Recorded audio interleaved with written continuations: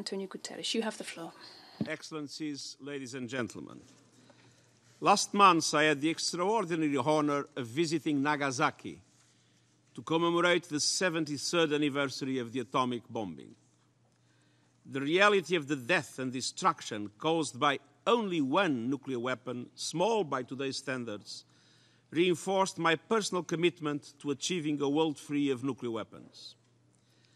As the only weapons with potentially existential consequences, nuclear weapons pose a grave threat to international, national, and human security. The only sure way to eliminate the threat posed by nuclear weapons is to eliminate the weapons themselves. Regrettably, the global security environment has deteriorated, making progress in nuclear disarmament more difficult, yet also more important. In truth, verifiable and enforceable efforts to reduce the dangers posed by nuclear weapons bolster regional and international stability, build confidence, and facilitate peace. For all these reasons, I launched a disarmament agenda in May of this year. The agenda recognizes that progress towards the shared goal of a world free of nuclear weapons remains uneven, efforts have stalled, and in some cases may be going backwards. That is why I have called for the resumption of sincere, substantive, and results-oriented dialogue towards the total elimination of nuclear weapons, as well as the implementation of existing commitments.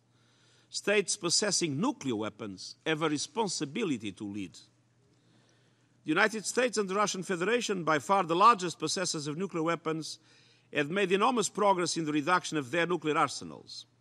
I appeal to both governments to re-engage in the dialogue necessary to maintain their historic track records of bilateral arsenal reductions. As a first step, the United Nations and the Russian Federation should move to extend the New START Treaty by the 5 years allowed for in its articles and commence discussions that could lead to further agreements on reductions. Both countries should also work together to overcome their dispute on the Intermediate Nuclear Forces Treaty. It's equally important that all states possessing nuclear weapons reinforce the norm against nuclear use.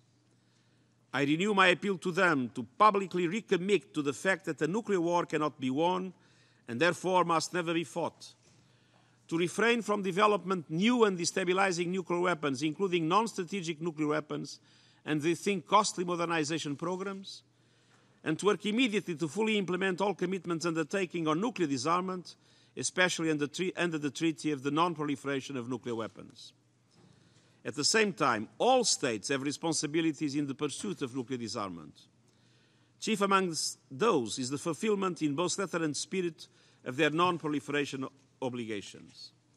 Non-proliferation is central to the maintenance of international peace and security, and also essential for preserving an environment that is conducive to disarmament. And disarmament remains essential for sustaining non-proliferation. They are two sides of the same coin. Backward movement on one will inevitably lead to backward movement on the other. All states should also work with nuclear weapon states to bridge divides and seek a return to a common path towards the elimination of nuclear weapons. And I pledge my own personal support and that of the UN system in any and every way. The United Nations has pursued the goal of nuclear disarmament since the adoption of the very first General Assembly resolution in 1946. Such a challenging goal will not be achieved overnight, but we must take urgent steps now. The time has come to make tangible progress to rid our world of nuclear weapons, and I pledge my total commitment to work with you towards this shared objective. Thank you.